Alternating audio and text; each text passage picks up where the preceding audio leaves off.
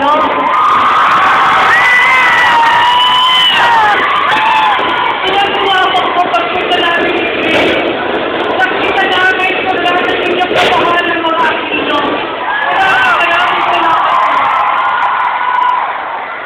Ngayon, pagbalik ko sa Manila, sasabihin ko sa mga kapatid ko, hindi totoo yung nadinig natin na mahina si Noy sa Iloilo. Ang babae ay nasa atin. Salamat na ganda kayo dito kahit mainit.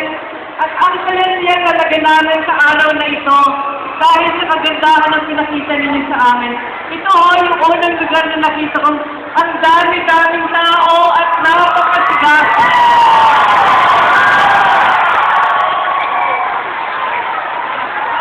Hihingi ko lang po ang tulong ninyo sana sa May 10. Ipoboto po ba niyo si Noynoy at si Mark?